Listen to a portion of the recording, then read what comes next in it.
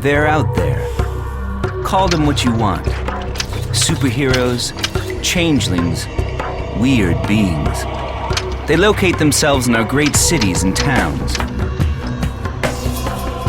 Our quest is to search the planet for these strange, powerful, and extraordinary people.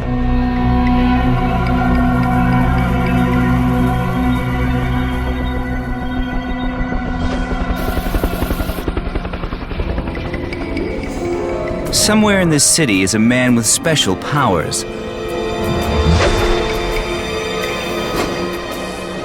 Powers which allow him to totally transform the shape of his own body.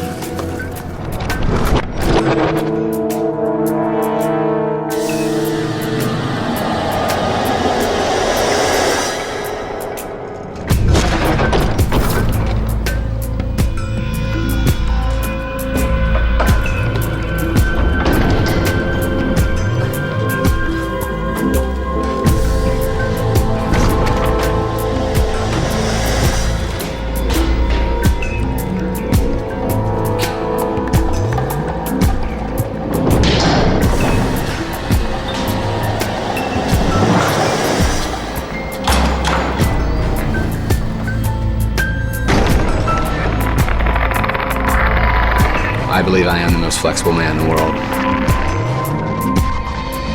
Daniel Browning Smith has a special talent to adopt virtually any shape he chooses. We're going to examine his body to find out exactly how he does it. I started contorting when I was 4 years old, so I didn't really realize that other people didn't contort. So when I was in elementary school, it wasn't me like going, hey, look what I can do. It was me kind of figuring out, wait, you can't do this? Daniel was encouraged by his father to develop his extraordinary flexibility. When he was 18, the circus came to town, and he ran away to join it. So they gave me 2.5 minutes on stage, and I've done a little bit of street performing here and there, but this is my first time to have the people's undivided attention and walked out on stage. I was just like fascinated that it had all this energy staring at me. I was like, this is my destiny. This is what I'm supposed to do. Since that day, Daniel has earned his living as a contortionist.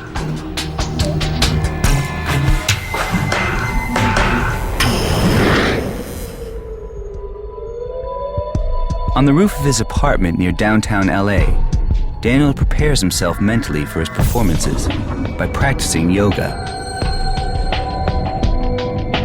The picture my father first showed me was actually a girl doing a back bend. It kind of makes my body feel like a fan that you open up.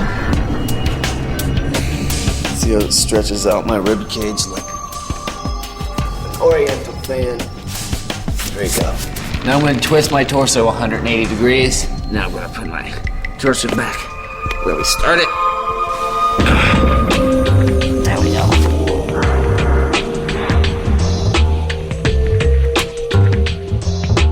If you're a normal patient of mine in physical therapy... Physiotherapist Stephen Clark is excited to push Daniel's flexibility to the limit. It kind of flips your armpit all the way upside down. All right, this is something called hyperflexibility. This is probably normal. Daniel has the rare gift of hyperflexibility. Oh my gosh. Virtually every joint in his body can move beyond the normal range. Oh my gosh. All right, here we go. You ready? Daniel is an extraordinary person. He's by far the most flexible person I've ever seen. Contortionist is born that way. They've got the flexibility in their joints that you and I will never have, and we could never train to get that way, so it's something that they're born with. Oh my gosh. In this contortion, Daniel turns his hand through 360 degrees. How did you do that? Oh my gosh. Oh, no, I can't do that.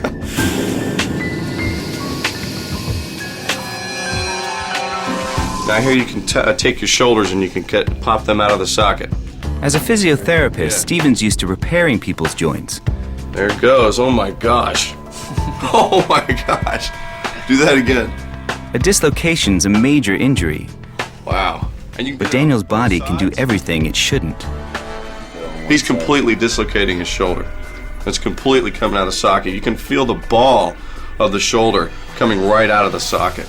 Because in a patient, if the ball came out of the socket, there'd be something torn or injured in there. So you don't have anything torn or injured in your shoulder that I can feel when you do that.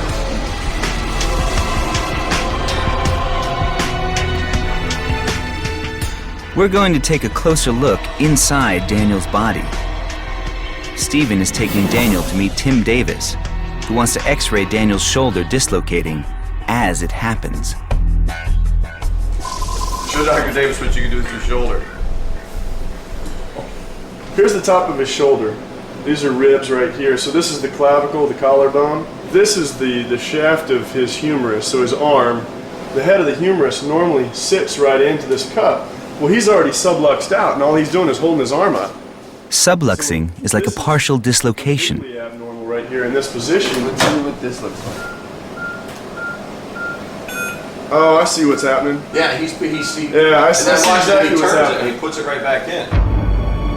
If we look more closely, we can see Daniel's shoulder as it dislocates. What he does is he gets up to a point where he starts to actually articulate on a non-articular surface, meaning he's going bone on cartilage at a certain point in time, and then what he does, subluxes out, then whips it back around to where articular surface is back on there. Now all the ligaments and tendons are twisted in an abnormal fashion there. He dislocates it, and then he actually relocates it. I think we're just dealing with an individual who has extraordinary control over various segments of his body, and he's stretched out ligaments and tendons to the point that he can do these amazing things. So I think this is pretty extraordinary.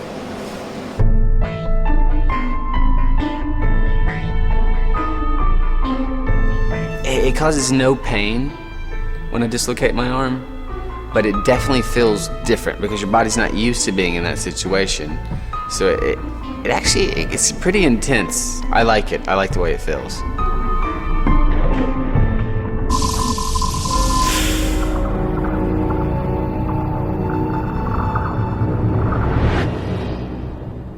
Something else that makes Daniel special is using mind control to achieve some of his most challenging feats. When I get in the box, it kind of takes all the sensations we have and all the freedom we have away. I can't move, I can't see, I can't hear anything, I can't breathe. And so the only thing that exists to me in that moment is whatever thoughts are in my head. So I have to clear my mind of everything. There's no thoughts. I can't even think about not thinking. It just stops.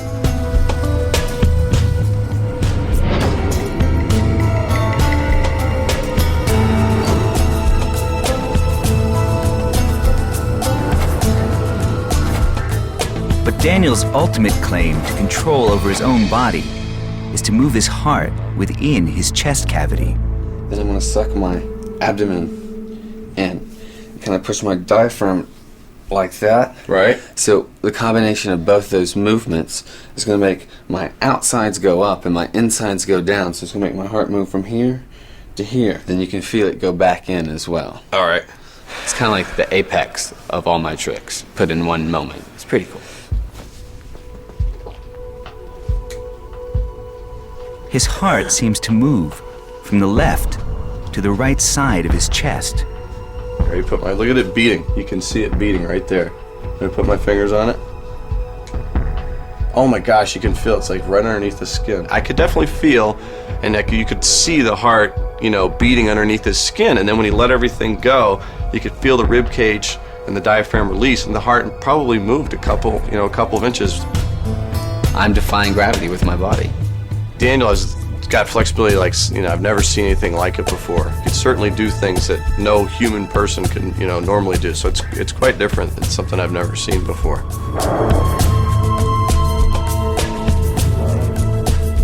I enjoy breaking the rules of science. What I do is supposed to be impossible, and I just disproved that. The impossible is possible.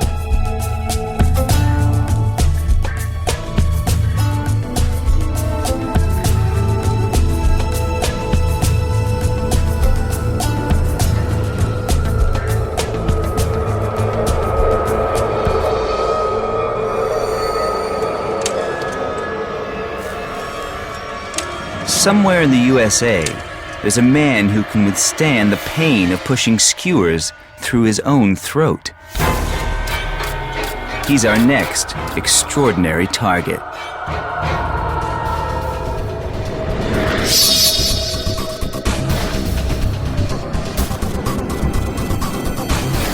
In the heart of one of our greatest cities is a man with extraordinary powers. A man with a special talent to resist the most intense pain. It's our mission to locate him and assess his powers.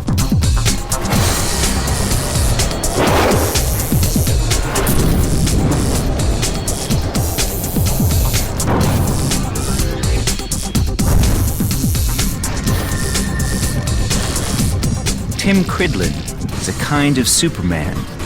He can withstand abnormal levels of pain from the most gruesome injuries.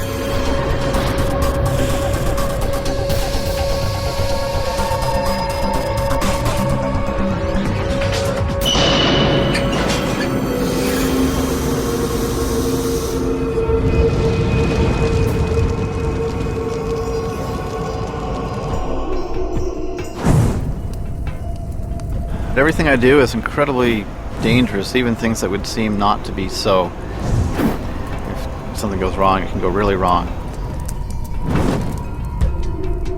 Tim's ability to resist pain began when he was very young. I was reading books, and it was actually my elementary school library had a book about strange people and performances all around the world. Included things like snake charmers in India, and also people doing the things I do. But in school, I would take in one of my sewing home economics classes, what it was. I took the skin of the forearm and pulled it up and put some of the sewing pins through my forearm skin. And it kind of amused some of my classmates, but the teacher found out about this and she was all shocked. Now that childhood prank has matured into a daily routine. His shows before live audiences earn him a living. First time I do something, it tends to be more traumatic for my body. The more I do this, the easier it's getting. But if I stop for a couple of months and start again, it's kind of like it's going to be more of a trauma for my body. There'll be more chance that I'll be bleeding. There'll be more reaction of swelling and things like that. But why doesn't he damage himself permanently? This is not trial and error. Tim has a comprehensive knowledge of anatomy. When I start to push through, there will be a physical reaction happening because I'm avoiding arteries and nerve bundles. There's an artery that's really hugging the bone right by the muscle there. And if you puncture that, it's really bad news. If he punctured an artery, he could bleed to death.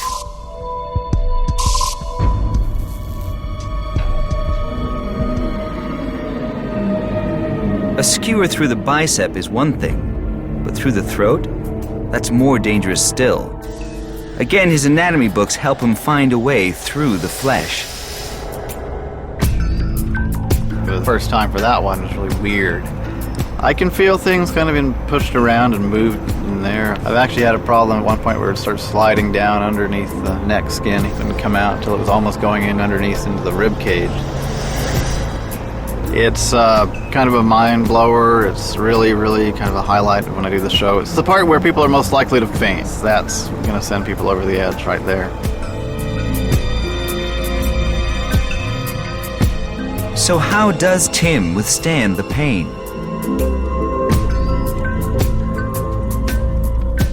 We took him to the California Pain Centers, where Dr. Joshua Prager spends his life helping patients cope with the pain of accidents or illness. He'll investigate how Tim controls his reaction to pain. So I'm going to hook up the Medoc TSA tube to your arm, and this is connected to a computer. This neurosensory analyzer is a highly sophisticated computer, which will test Tim's ability to feel pain. He'll be subjected to sensations of extreme heat and cold via a sensor strapped to his wrist. When Tim finds it too painful, he'll press the button on the mouse. The columns on the screen show the intensity of pain which Tim is able to withstand before he presses the mouse.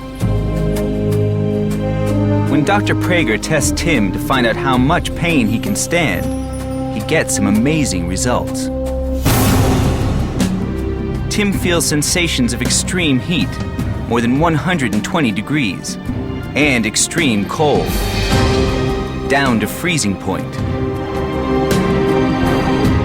Tim pushes the machine to its limit. I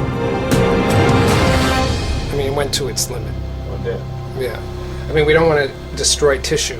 Yeah. That's not the idea here. I was actually expecting a lot more pain, in fact. Well, this isn't So, a torture device. yeah. You do know when there's pain there. It's just that you don't quite react to it the way a lot of our patients do. When I first heard about Tim, I thought more likely he was an illusionist than he was actually doing what he does. So the tests show Tim doesn't react to pain like other humans. But why?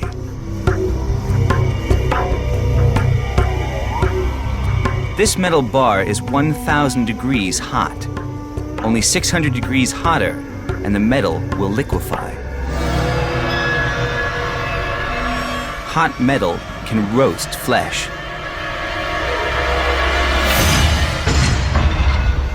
But Tim is unharmed. Could Tim have the ability to switch off his pain? He had the ability to take our machine up to its maximum and down to its minimum in terms of the temperature being generated without withdrawing, which most people who come in here are not capable of doing. So he was able, clearly in this setting, also in a measured situation, to be able to turn off his pain. Licking a red-hot metal bar is a pretty scary prospect, even for Tim.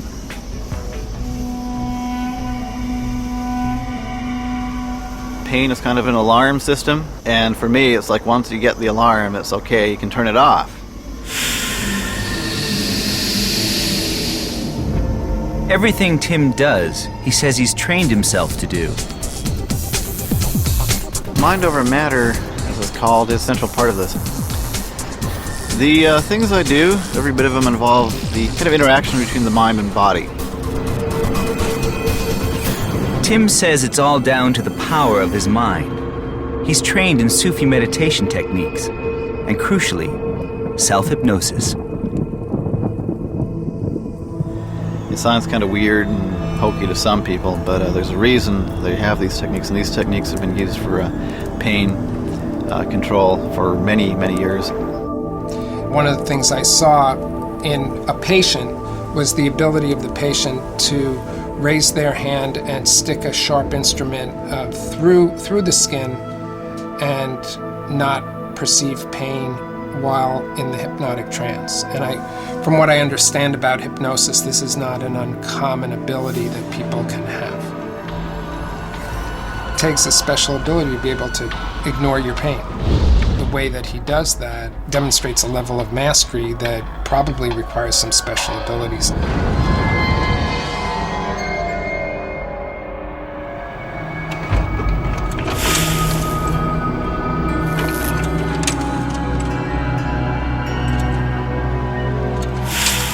In England, there's a man who's perfected the art of mind control.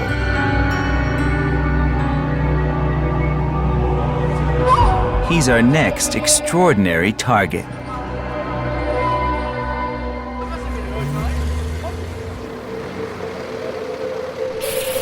Throughout modern history, we've always feared the idea of mind control.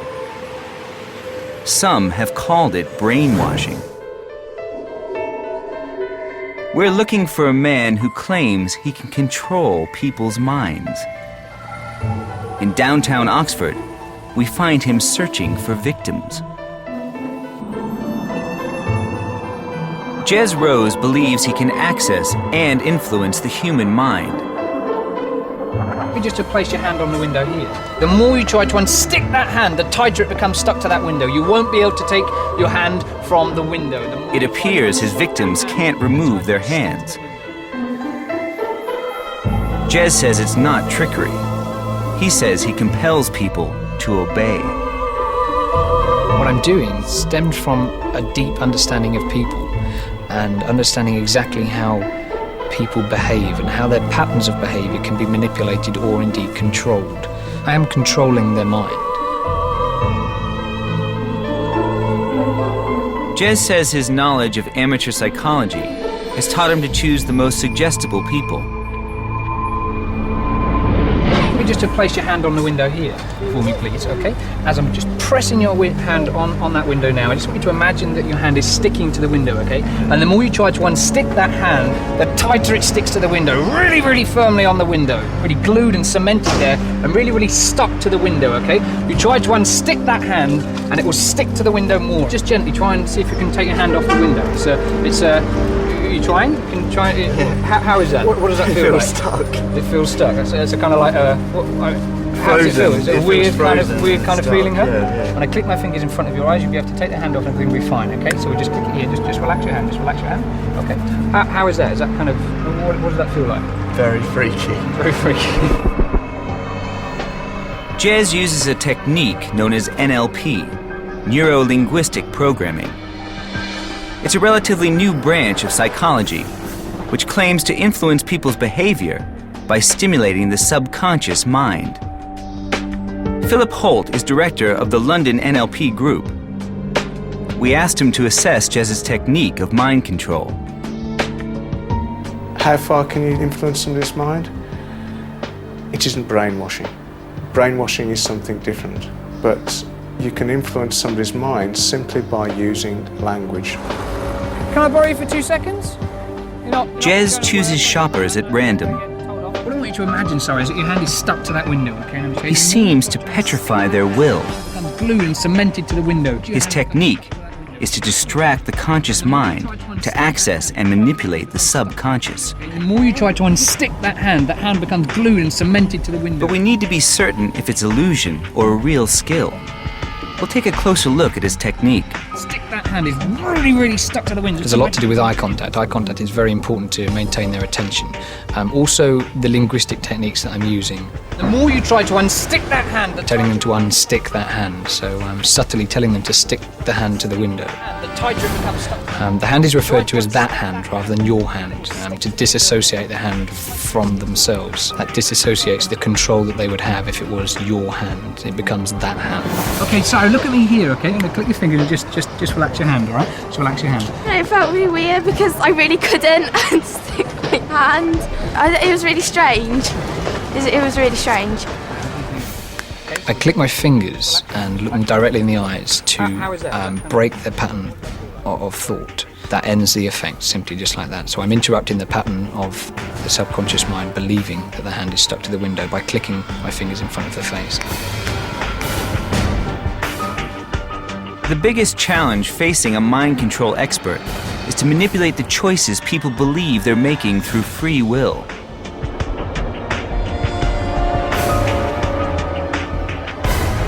But is this possible?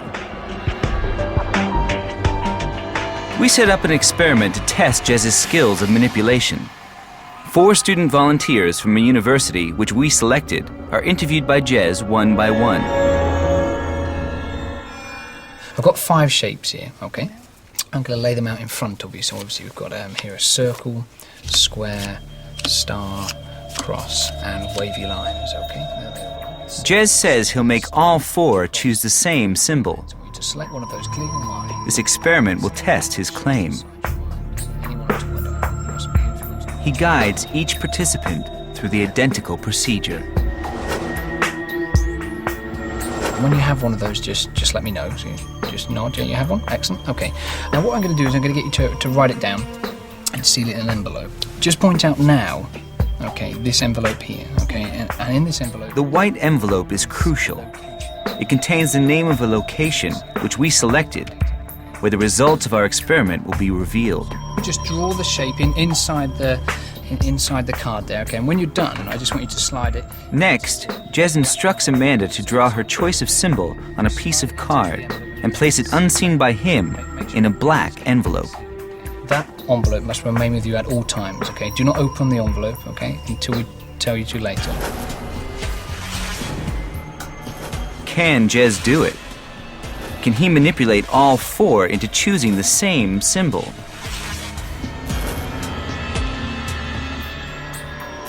Now, you remember this envelope I brought your attention to earlier, which has the name of a location inside, okay? This is a location where we're now going to go to. I'm going to open this for you now. Inside, obviously, we have something that says Old Barn. Okay, this will all become very apparent when we get there, don't worry. And that's where we're going now.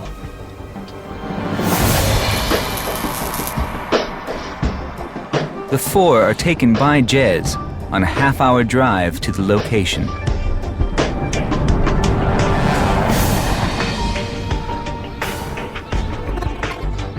Then, as Jez promised, on a short walk to a decrepit barn.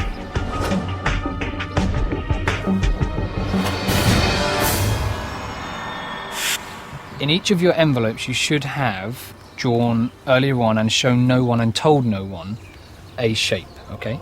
For the first time now, please open up your envelopes and take out what's inside so we can all see each of your shapes.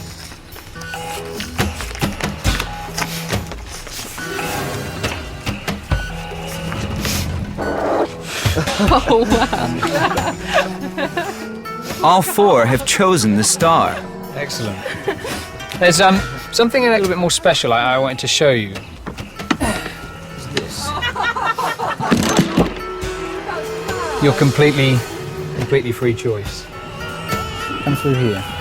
But there's more to come. Just be really careful. All right. Oh. Straight over that. And to the right. That's mad. According to Jez, the result was never in doubt. How did Jez do it? How could he be so sure all 4 would select the star? The effect of the star looks, for all intents and purposes, like extrasensory perception, because the effect that we're achieving looks in some ways psychic. I'm, in whatever way, able to know what shape they choose, and if we left it like that, it would look very psychic. However, there is, as we've already said, nothing psychic about what I'm doing. I'm literally manipulating their choices. His technique relies heavily on subconscious suggestion, giving his subjects subtle visual and audio clues, which their conscious minds may not even notice. By simply setting up audio cues, Jez is able to plant little seeds in the subconscious mind that the person who's on the receiving end will just have there in the background. And then when something else that is associated with that little seed will start to grow. But let's look more closely.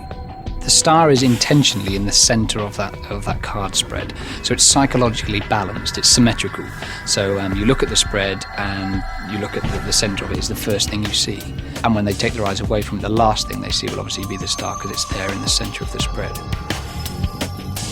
Nothing is left to chance. Everything Jez does is designed to direct them to choose the star. Now, obviously, if I started talking about the square here... the square is eliminated by a bold step. Jez names it to steer his subjects away from choosing it. Because I've mentioned it's been said out loud, you'd probably be likely to be guided towards one of the more unusual shapes, such as the wavy lines across or the star. Next, Jez uses subtle changes in his patterns of speech to make sure the star stands out from the other symbols. So we have obviously the circle, square, star, cross, or the wavy lines. In their mind, they're playing over my voice again that's saying we've got the circle, the square, the star, cross, or wavy lines. It's just a very, very subtle pause and subtle beat there, but enough to detect it and enough for that one to stand out inwardly inside their mind. Jez makes sure of success with visual clues. Watch the number of times he uses his hands to suggest a shape. The point of a star. This is actually quite important because if I'm getting a nod and some sort of response from them there, I know that they understand this and they're kind of just going with this. The other thing is also gesturing towards the card, and it's a couple of times tapping the card or actually making physical contact with the card. Subconsciously, that was going in. Subconsciously, they were being referred to that star, that card, all the time, and that influenced their decision. I am, to a certain extent, controlling their mind. They didn't have a free choice. Brainwashing? Hardly. Jez's apparent mastery of linguistic techniques is what makes him extraordinary. Somewhere in the Far East, an amazing human magnet walks the streets. He's next on our extraordinary quest.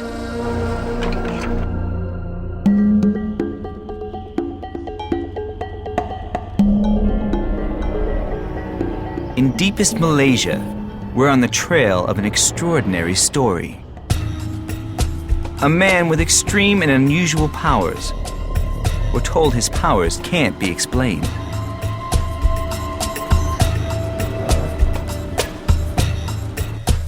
In a house on the edge of the jungle lives a mysterious and very special being. Locally, he's known as Magnetic Man.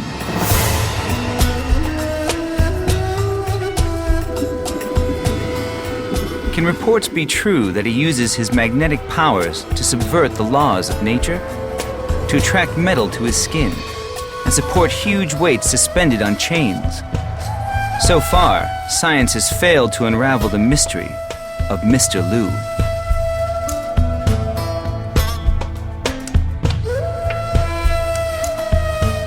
But we have brought with us electrical engineer Professor Muhammad Amin from Malaysia's University of Technology to see if he can solve the enigma of the magnetic man. Fantastic. The largest and heaviest of these hammers weighs 4.5 pounds.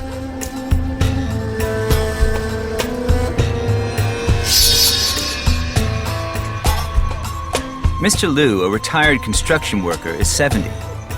He discovered his powers by accident only 10 years ago. But even he can't explain his mysterious talent.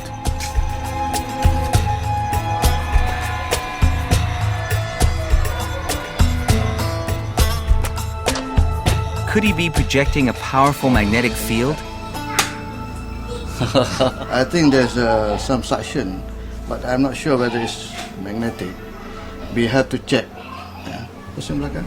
Dr. Amin concludes he needs to subject this human magnet to more scientific tests at his laboratory. But before they leave, Mr. Lu gives one final demonstration of his extraordinary talent. This Mercedes weighs over 1 ton, but it's attached to Mr. Lu only by a metal plate stuck to his skin.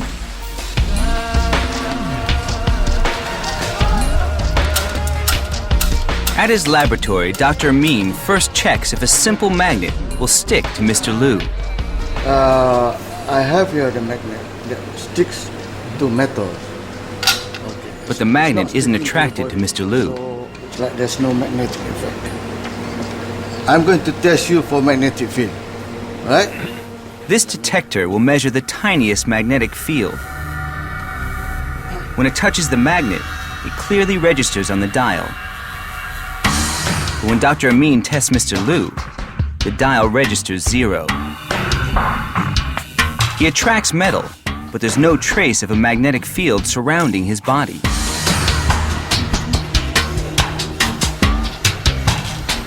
Are the magnetic man's powers diminished away from his own village? A trip to a metal workshop will provide the evidence.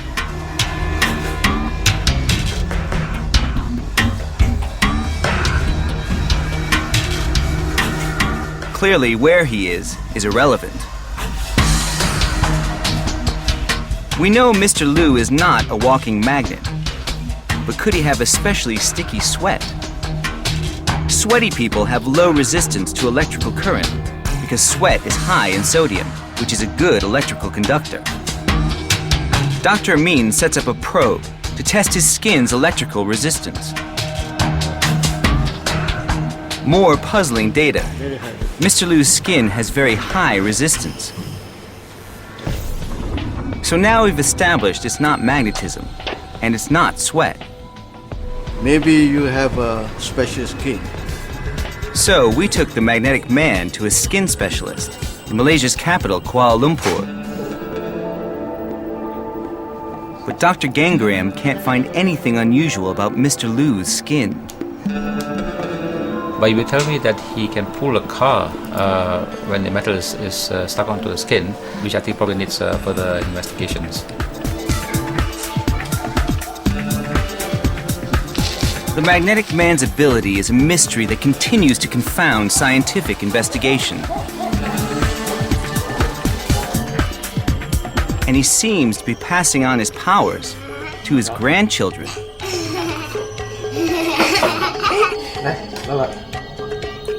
Science can't yet prove why this is happening, but when it can, maybe it will lead to a unique discovery in human genetics.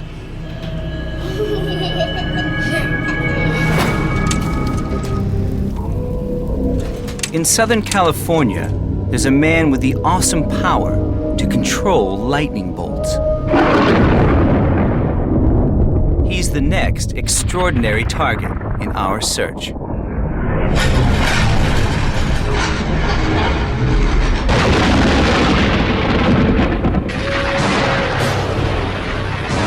Lightning. Millions of volts of electricity arrow to Earth. Raw nature at its most powerful.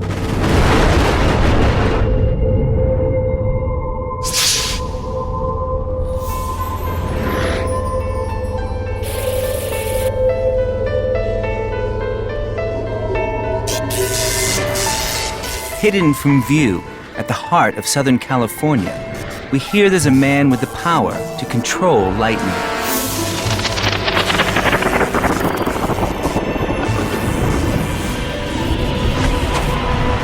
$150,000 volts are swirling around his body.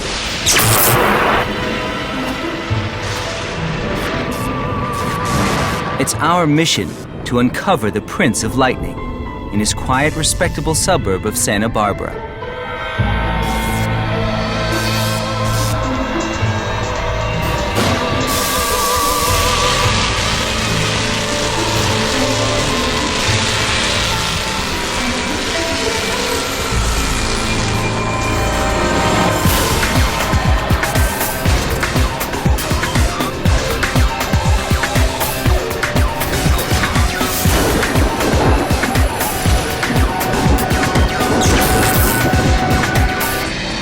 Physicist Austin Richards designs infrared imaging systems for a living, but his first love has always been something more elemental: lightning.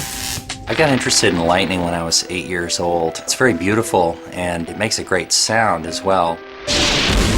Actually, I have seen lightning strike really close. I was at summer camp and I happened to look outside of the dining hall at the baseball diamond right as the lightning struck the baseball diamond. But I didn't really see the lightning bolt, just this huge flash, and then this incredible sound that occurred just a very short time after. So yeah, that was my closest encounter with lightning. When he was 8, Austin was introduced to a machine that would change his life: the Tesla coil.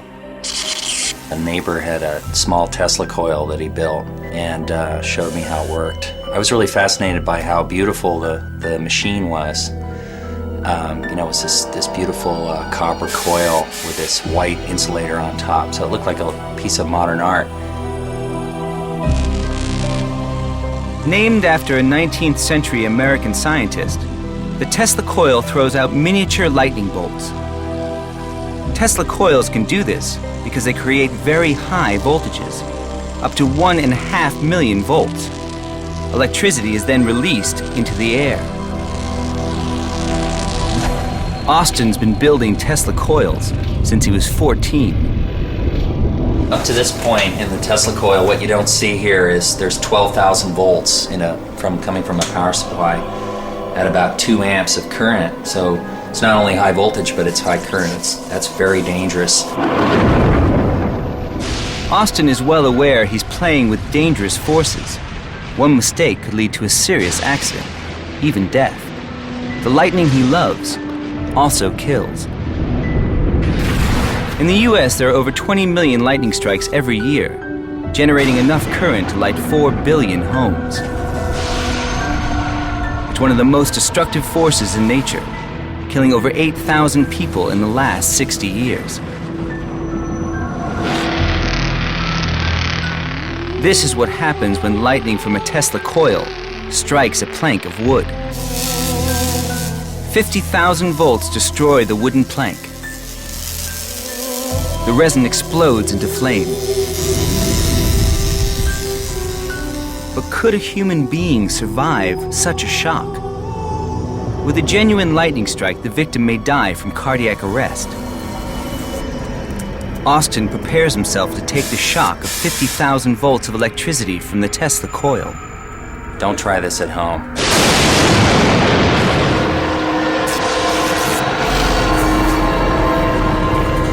50,000 volts pass through Austin's body.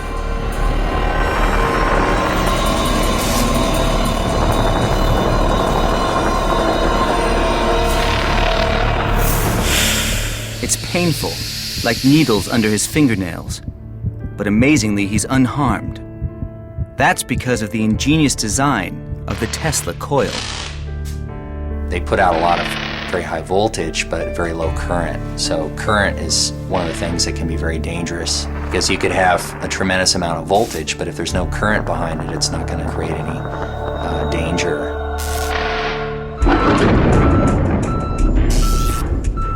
What you've seen so far is just the juvenile Tesla coil.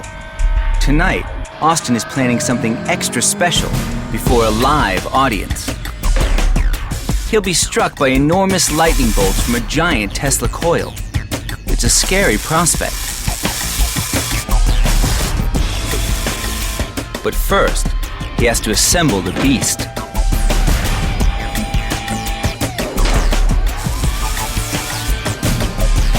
It's a spectacular show. It makes you want to be Dr. Megavolt, right? Get up there and play with the lightning yourself. You know, it's awesome.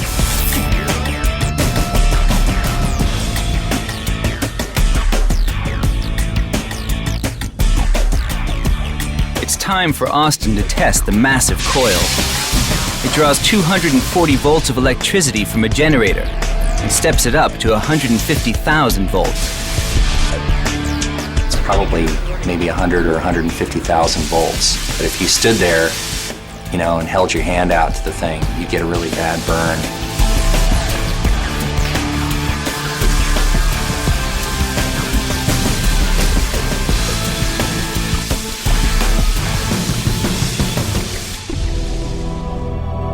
Austin puts on his special chainmail suit, the only thing which will protect him from severe burns.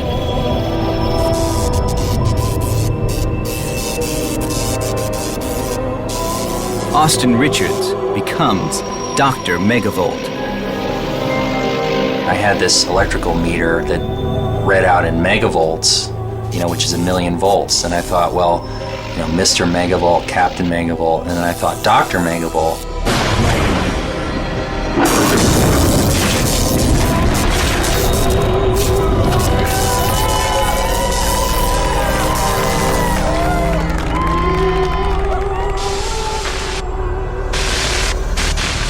Now he takes the monstrous sparks direct to his hands. The lightning bolts jump via Austin to Earth. Amazingly, he suffers no burns inside his Faraday suit, which is designed to divert the electricity around, not through his body.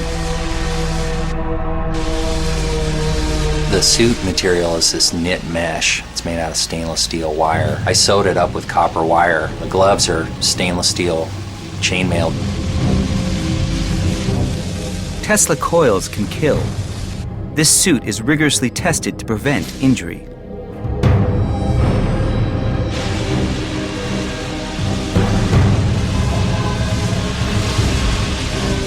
I'm in no pain at all when I do this. The electricity is just running on the outside of the suit, you know, and it's completely bypassing my body. Looks like you're in harm's way because you've got a piece of burning wood in your hand and all the power is going into the wood and burning it, and there's almost no power actually being dissipated into your body as heat.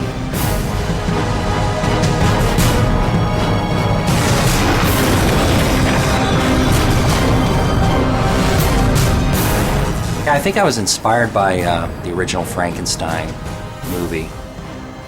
You know, just that you had lightning, artificial lightning generated in a laboratory, which creates life that's very unexpected.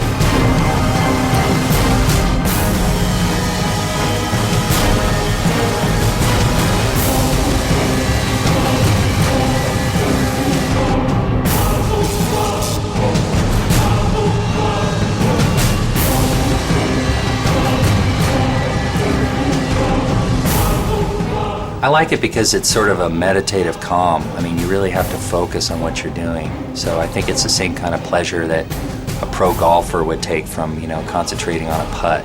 But I like to kind of go into the zone where, you know, all you're thinking about is the Tesla coil. It's very easy to forget everything else around you.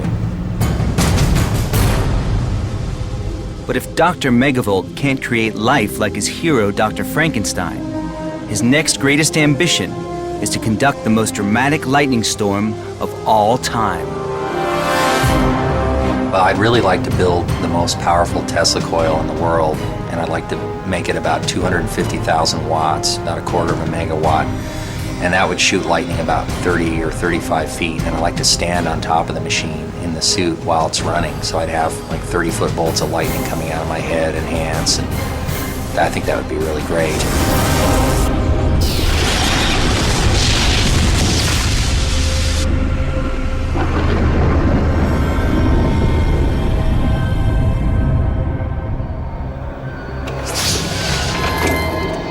An amazing group of people with extraordinary powers. Men nature has endowed with gifts we call superhuman. I believe I am the most flexible man in the world. Men who stretch the bounds of our understanding. I am controlling their mind. Men who understand the laws of nature and defy them.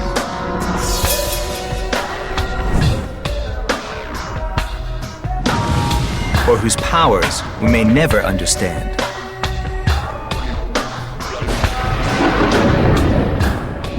Men who fearlessly overpower the forces of nature.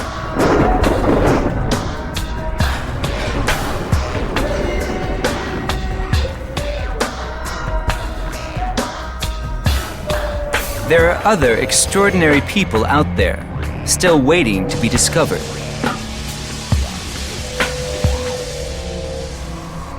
The search goes on.